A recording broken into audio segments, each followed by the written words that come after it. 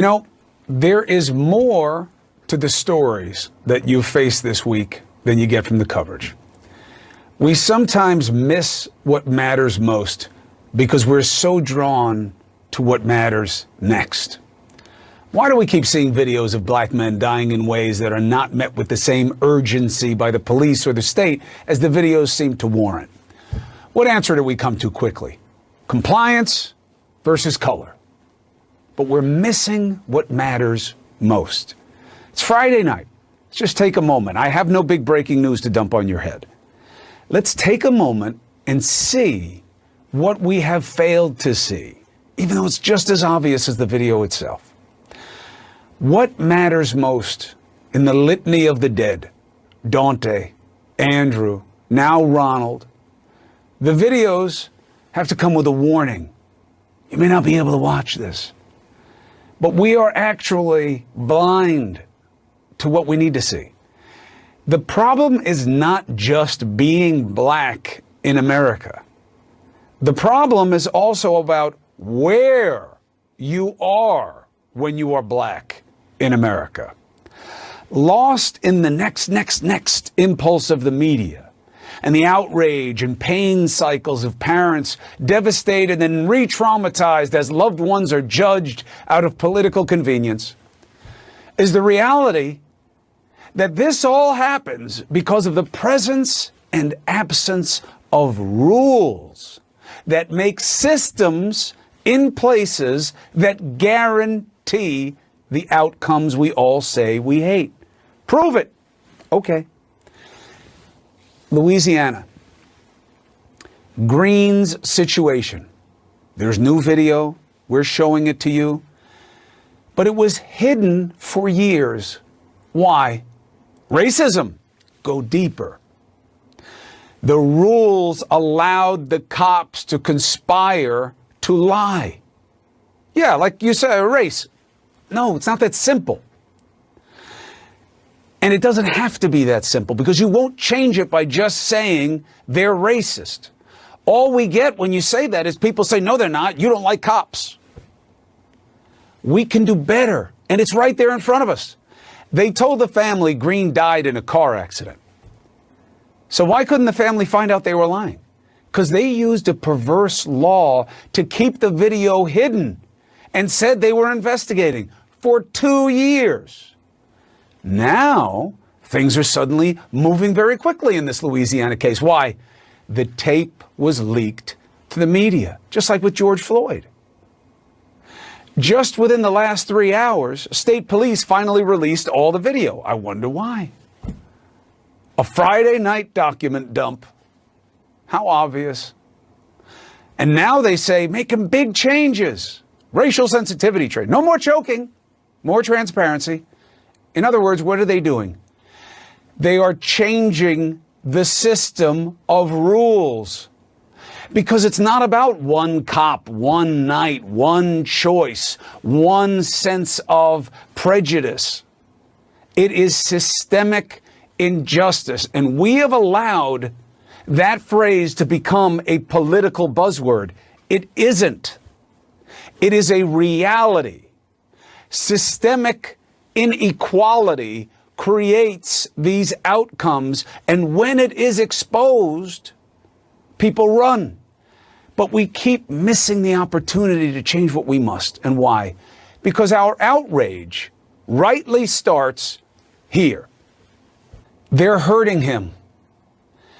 It makes you uncontrollably almost angry. How can they be so nonchalant when he is in such distress? You know, they know this isn't worth it. You hear the cops say in that nonchalance that is reminiscent of Chauvin with George Floyd, all you did was run a red light, whatever he says. And we're outraged. But it can't end there.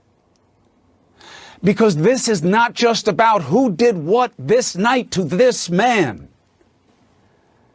It was just the beginning of why Ronald Greene was denied justice.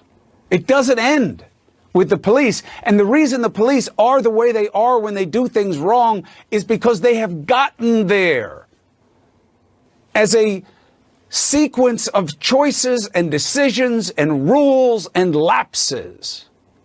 CNN got a hold of the autopsy this afternoon. Cause of death: cocaine-induced agitated delirium complicated by motor vehicle collision, physical struggle, inflicted head injury, and restraint.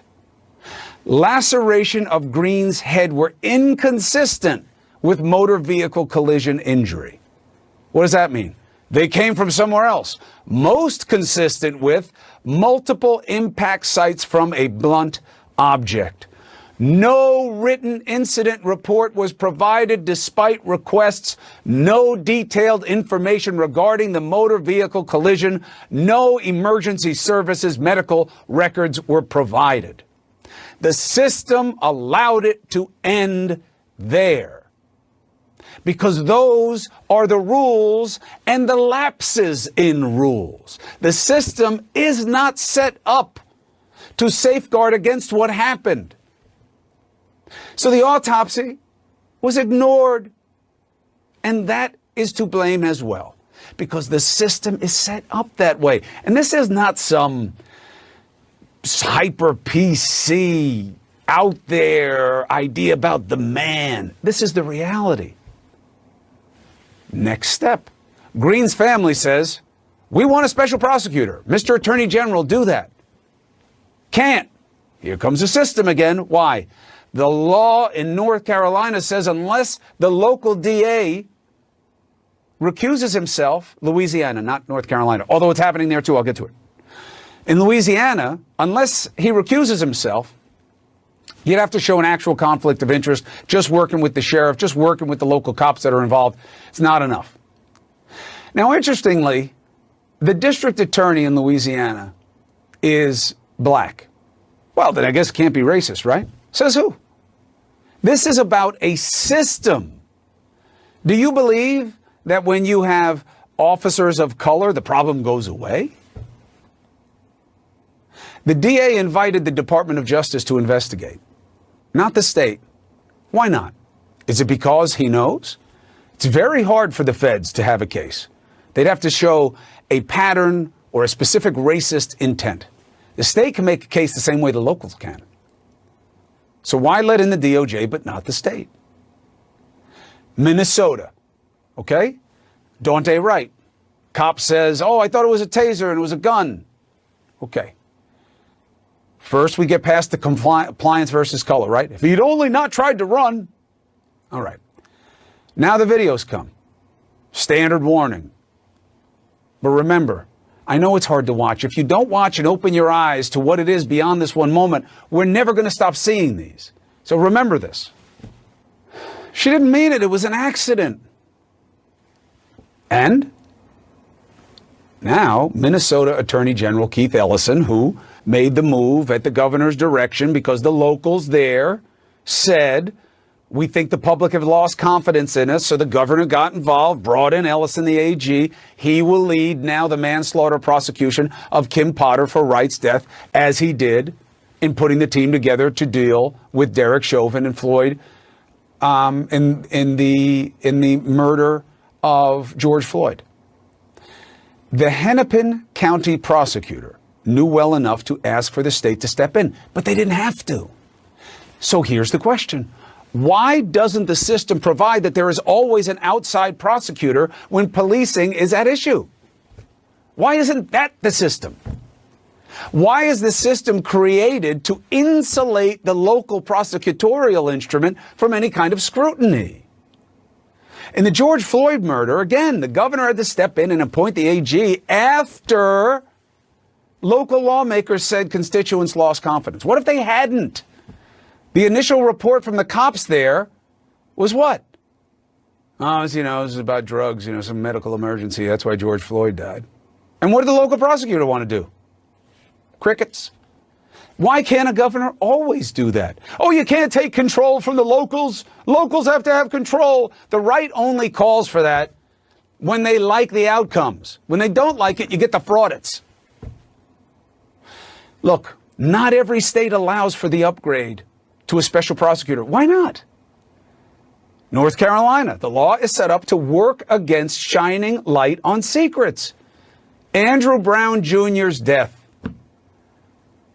What the hell was going on there? They come in like SEAL Team 6 against this local drug dealer. There's a witness who comes on this show. She saw them shooting at him as he's going away. The DA clears him. Clears all of them. Says, oh, no, he was coming at him. It's clear in the video. Shows us video that doesn't even come close to making that case. Now what happens? Why? The system says two things in North Carolina. It says, one, he's the last word, the district attorney. The system is even more obvious in overcoming the main reason for body cameras. What's the main reason? So that the rest of us can see it. So that officers don't get framed and people don't get blamed for doing things just because cops say they did. 14 shots as he tries to drive away from deputies in a botched drug raid. 2 shot him. He got killed by a bullet in the back of the head. The DA is the final word. He says this video shows nothing bad happened, and there's a law on the books that the expectation of privacy of the officers mean you can't see the body camera footage unless someone puts in a court order. The police have an expectation of privacy from the body camera footage.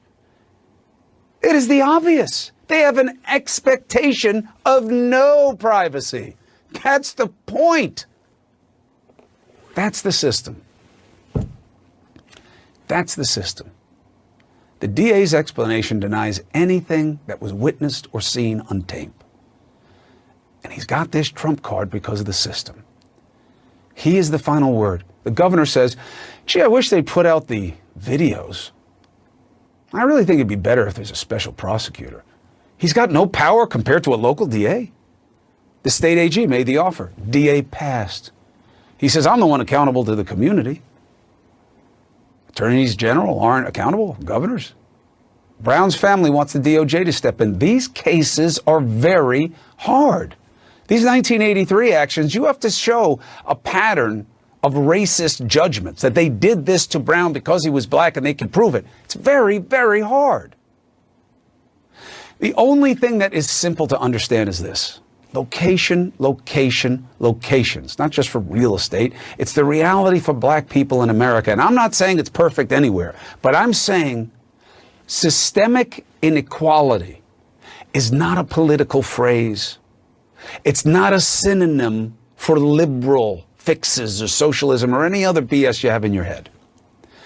It is an organized set of principles that are often codified.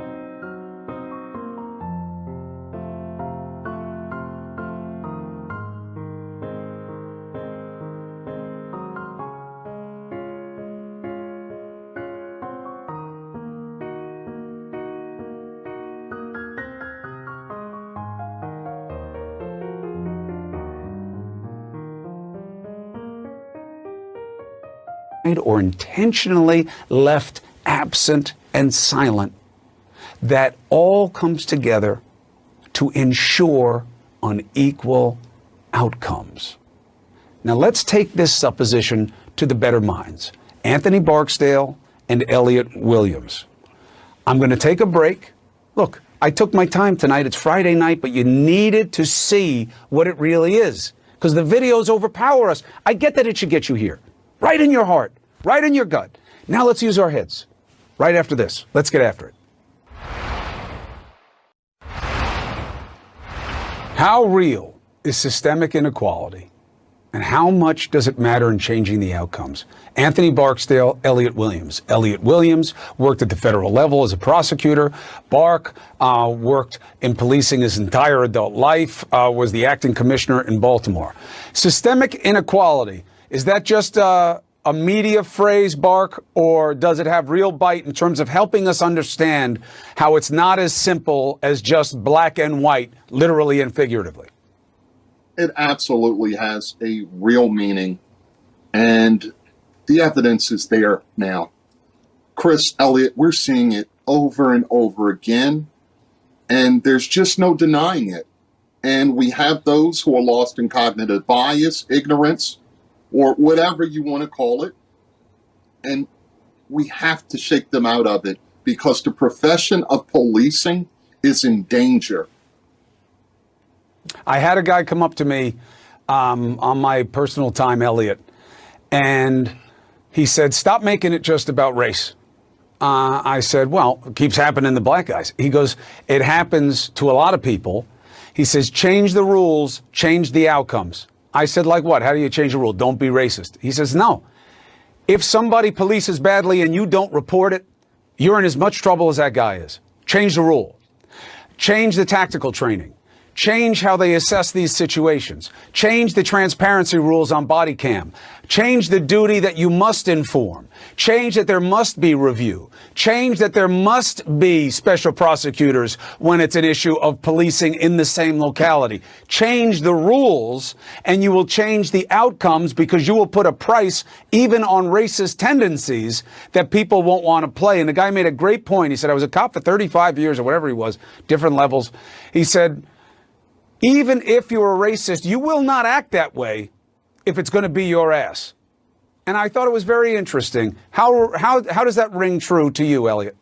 Sure. Look, Chris, but at the beginning of the segment, you'd said that the system is broken. We got to fix the system. The problem is that the systems are broken. There are 50 states, 3,006 counties in America, and each of them has their own system of, number one, disciplining officers who step out of line, number two, rewarding people, number three, just the basic laws as they exist. And a quirk in our system in the United States is that the federal government can't dictate standards on most things that many people would think that, well, just tell them to put body cameras out. Now, the federal government can provide incentives to counties and towns and give them funding if they do. But the simple fact is a lot of this has to happen at the local level. Now, the George Floyd Justice and Policing Act that Congress is considering right now is exactly the kind of thing that would provide some incentives on some of these things, like providing funding to jurisdictions that set up independent prosecutors to investigate allegations of misconduct. But, blame Alexander Hamilton, James Madison, and George Washington for the fact that the federal government can't just swoop in all the time and fix inequalities as they exist at the state and local level. Here's what I want to do. I love you guys, but I don't want to exhaust time and opportunity. I'm going to give you your weekend. Bark and Williams, thank you very much. I want to bring in a professor, and I want to put more meat on these bones, okay? So you're saying it's not? I thought you always say that race is involved. Race is involved. Race is real. And it is real as a problem and a premise for problems in so many different manifestations. But it is not everything. And you have to address other things and see it as part of a complex to get to the systemic changes that you must do. Next guest, Ivy League professor, says progressives must reevaluate how they discuss inequality to get on a real, productive path to change. How so? Next.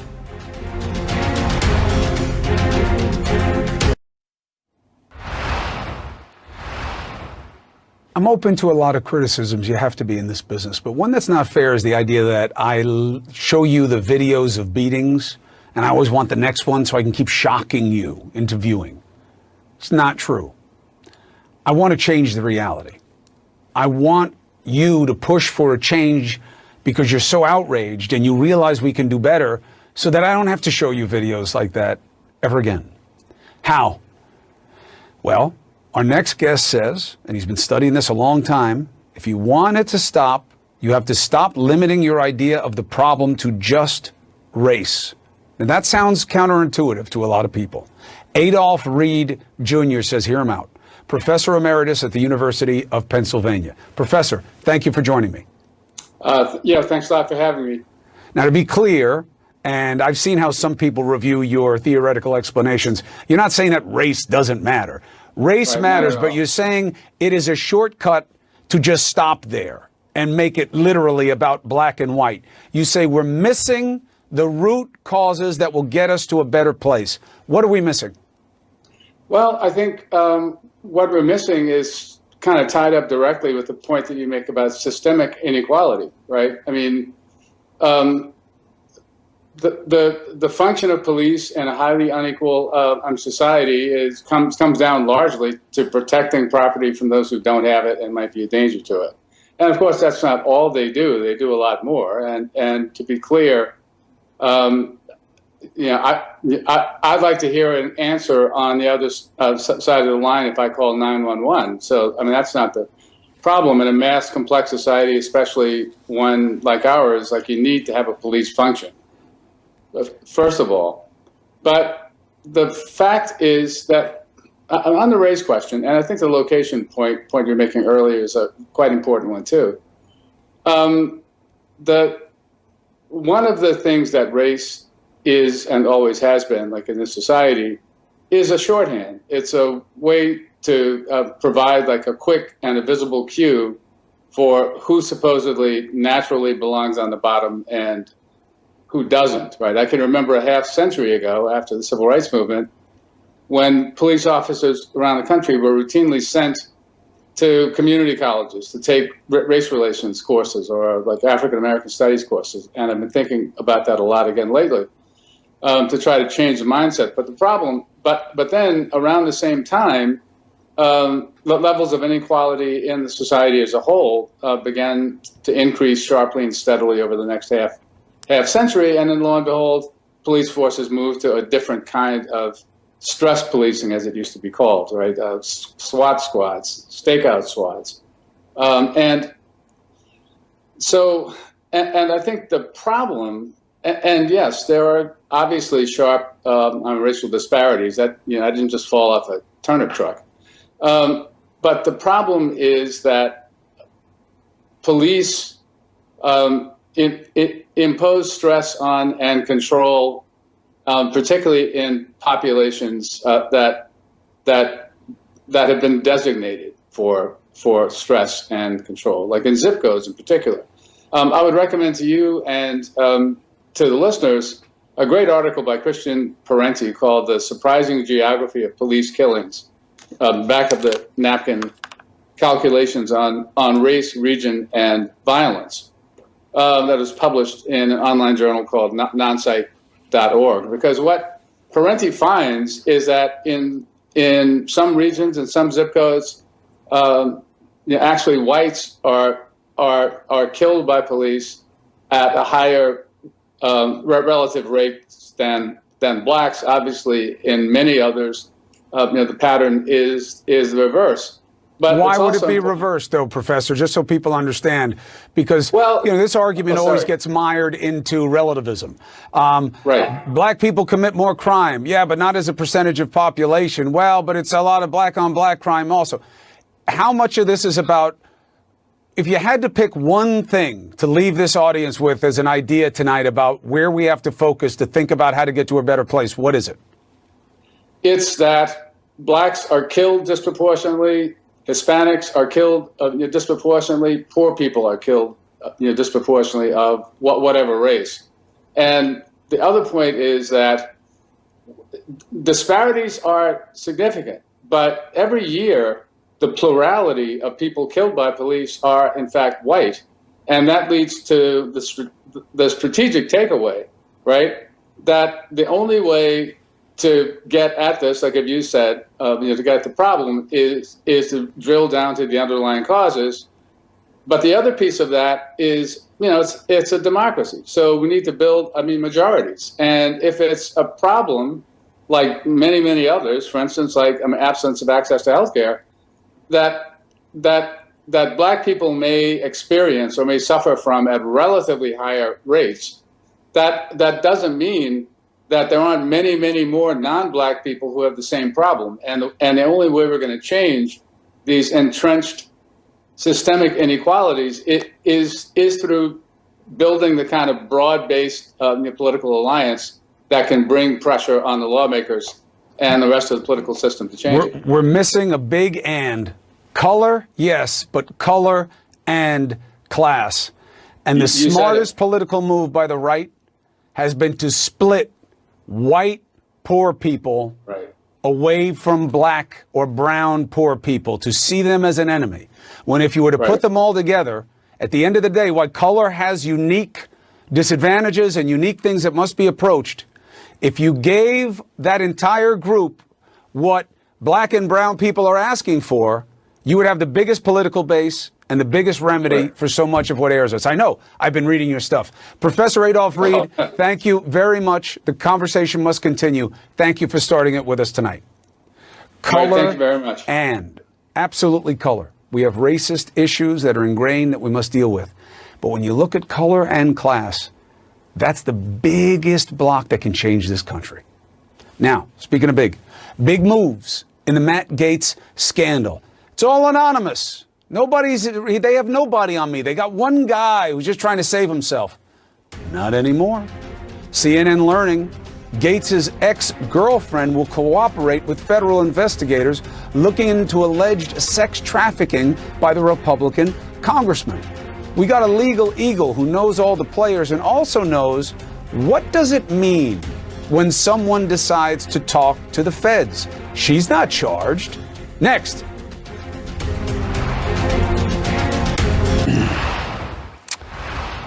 The feds have secured a critical witness in the investigation of Matt Gaetz, the congressman's ex-girlfriend. She is a former Capitol Hill staffer who with ties that go back to 2017 with Gaetz. So what does this mean? Well, one, so much for it's all anonymous. It's all anonymous. If your ex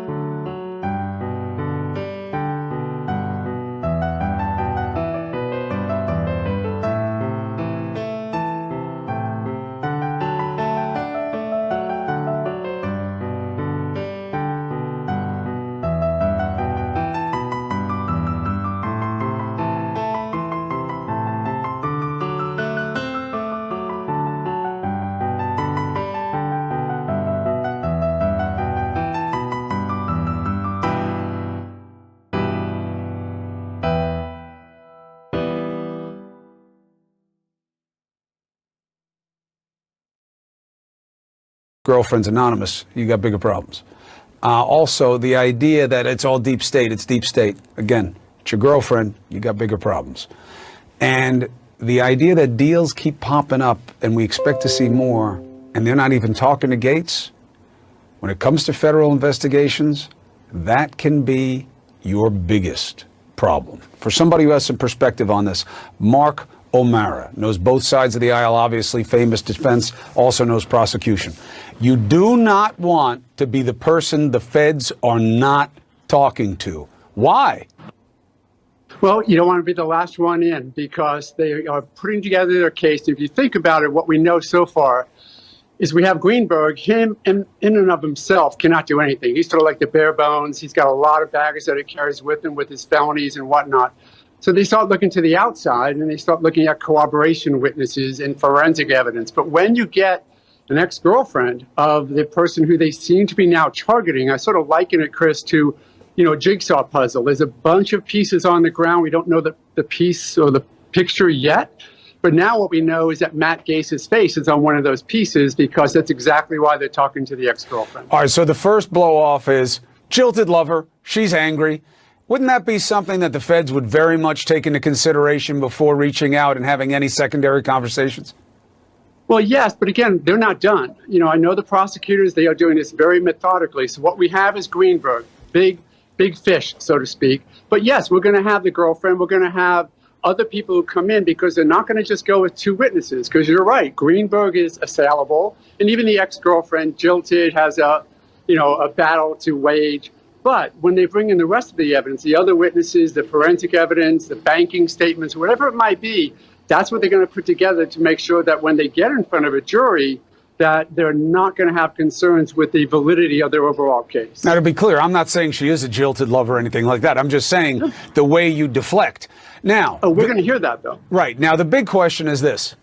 Why would she do this? Does this mean that they were going to charge her and she's just trying to save herself? How do we have to perceive, and what would they be charging her for? Well, prosecutors use a lot of tools. You're a citizen. We have you under oath. You better tell us the truth, because if you don't tell us the truth, it's perjury. That's always there. There's also you got this money here, and we looked at this, and your tax returns don't match up to your salary.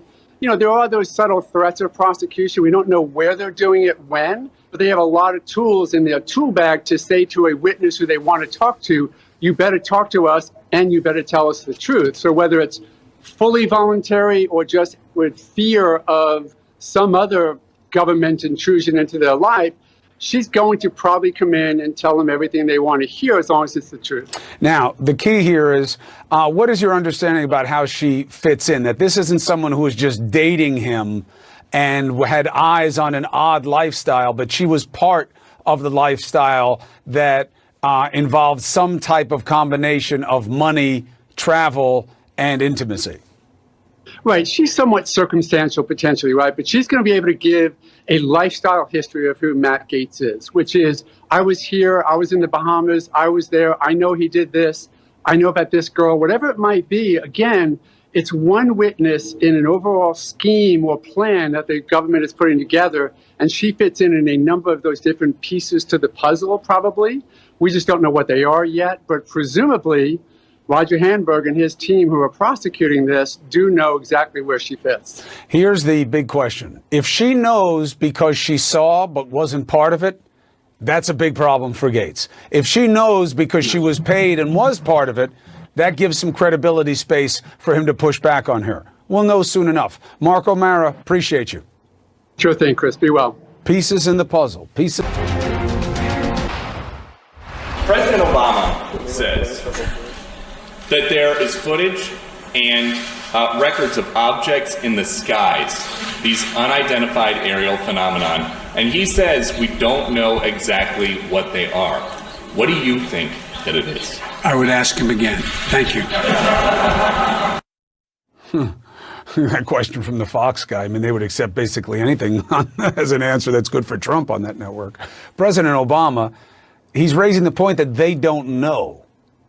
Right? Because that is the you part of the unidentified flying object.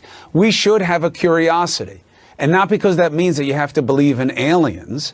And I am open to whether or not, I don't know what's out there and what isn't. I'm someone who's decided to believe in a higher power that has intelligence and can affect our lives. So I'm open. But we should go on the facts. President Biden doesn't want to touch it. Why not? Because he doesn't have any good answer, and he's got bigger problems. Congress is now awaiting an intel report. Why? Because this is a real problem. The unidentified aerial phenomena matters because you have an increasing number of objects that are getting into areas where we don't want them. So is there any reckoning to this other than scratching our heads and asking these stupid questions?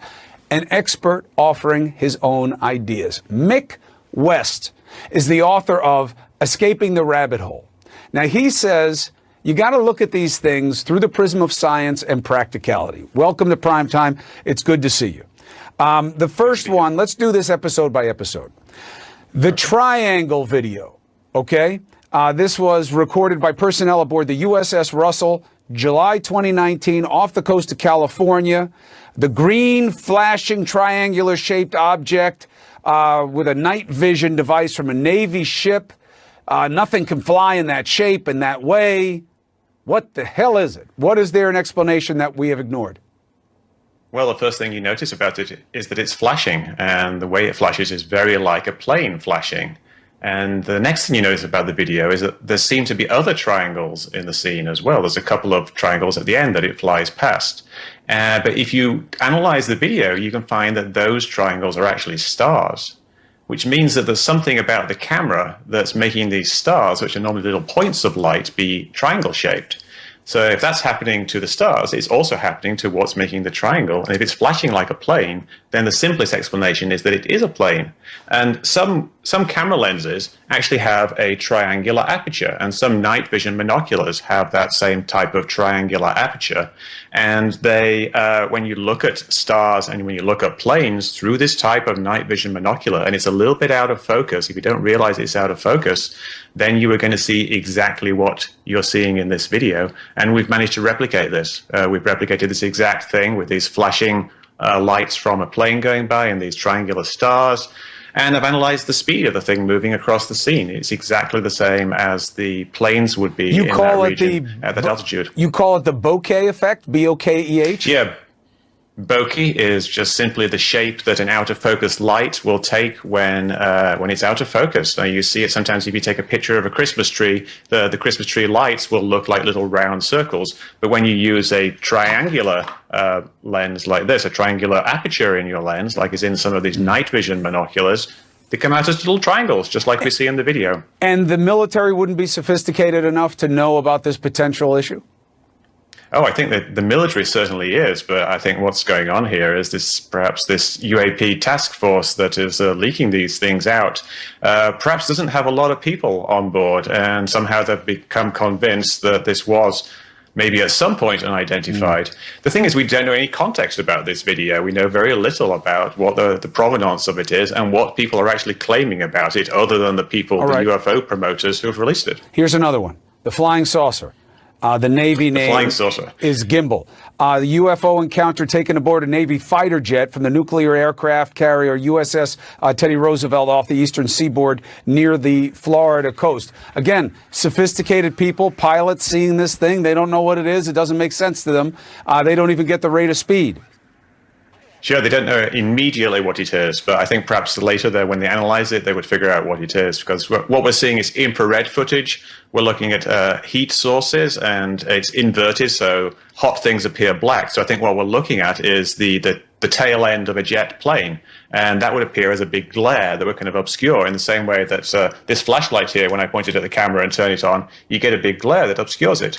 And when there's something in front of that glare, like the front window of the camera, and that rotates, then that changes the orientation of the glare. And that's where you get that it's rotating thing. It's just simply a glare that's rotating because part of the camera has to rotate. And the way the camera is mounted on the plane actually makes it so you actually have to rotate at a certain position, and it's the same position that we see in the video. So I don't think there's anything going on there beyond simply the glare of perhaps a distant plane or a drone. But wouldn't a fighter pilot know that? Well, it depends on how much experience they've had with this particular equipment and whether they've been in that exact same situation before and everything lining up right. We don't know really, again, we don't know any context. We don't know who the pilot was or what he thought afterwards, or we don't know anything that the military did to analyze this. All right, let's do one more. Do you want to do the Tic Tac or the Go Fast? Let's do Go Fast, because I think Go Fast is the one that's very accessible to people. Go Fast is this one that looks 2015 like UFO encounter taken aboard a Navy fighter jet from the nuclear aircraft carrier USS Teddy Roosevelt off the eastern seaboard near the Florida coast. And going so fast that they have never seen anything that has that kind of technology. It looks like it's going fast, and that's the thing. It's kind of an illusion. It looks like it's going fast because of the parallax effect, but on the screen, what you is can the actually see the parallax numbers. effect? Parallax means that when you move one way and something's halfway between you and something else, it looks like it's moving relative to the other thing. Like when you're looking out of a train and you see things in a field, you look like you're kind of moving around them. That kind of effect. But what's happening here is that they think that it's down by the ocean, so it looks like it's moving really, really fast. But on screen, we can see all the numbers we need to figure out where it is. And all you need is 10th grade trigonometry. It's really, really, really simple. It's just like the sine of the angle multiplied by the range gives you the altitude. You can figure that out. It's not low, it's not fast, it's actually quite slow. It's actually moving something like 30 knots or 40 knots, which is about wind speed at that altitude. And it shows up cold in the infrared video, which means it's probably just something like a balloon. Now, to be very clear, while you believe that science can explain, observation can explain, some misperception can explain these, are you open to the concerns of some of the military and intel people that there are things out there that they can't explain? Absolutely, yes. And I think that's a very important thing that needs to be looked in a very serious manner. If the pilots are reporting things that they can't identify, then yes, we need to figure out what's going wrong there. Is it something new, or is it some failure of the system? Is it a failure of personnel or technology? Let's figure that out. But these videos are not evidence of something amazing. They can all be explained. Mick West, I appreciate this. In fact, it's the perfect segment for me because I'm open. If the military, the intel, they got questions about things with potential technologies they don't understand, we do need to hear what this report says. I want to have you back when we get the assessments from them and see what squares with your understanding of having looked into these phenomena before. I appreciate it. We'll be right back. Okay.